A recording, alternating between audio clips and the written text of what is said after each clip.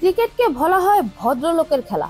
22 গজে ব্যাট বলের লড়াই ছাপিয়ে সৌহার্দ্য আর সম্প্রীতির এক আদর্শ মিলন মেলা। তবে এখানেও রাজনীতি থেকে মুক্ত থাকতে পারছেন না ভারত ও পাকিস্তান। এশিয়া কাপে দুই দলের বহুল আলোচিত ম্যাচ শেষে ক্রিকেটাররা করেননি করমর্দন, আর এই ঘটনায় সামাজিক যোগাযোগ মাধ্যম এক্সে আলোচনা সমালোচনার ঝড় উঠেছে।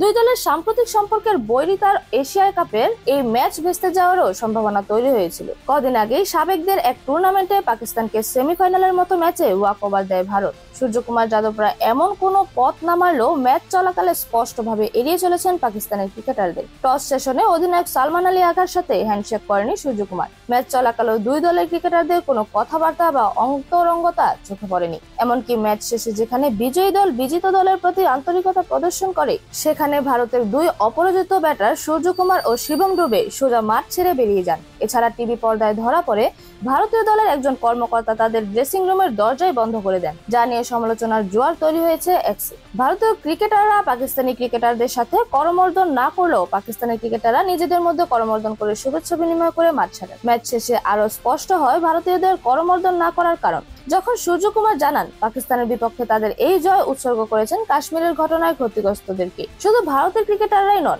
ভারতের গণমাধ্যম কর্মী ও দর্শকরাও এবার স্পষ্ট দূরত্ব বজায় রেখেছেন পাকিস্তানিদের সাথে, যা নিয়ে মিশ্র প্রতিক্রিয়া তৈরি হয়েছে ক্রিকেট দুনিয়ায়। এরকম আরো নতুন নতুন খেলার আপডেট পেতে অবশ্যই চ্যানেলটি সাবস্ক্রাইব করে রাখুন। ধন্যবাদ। লেভাজ নিউজ।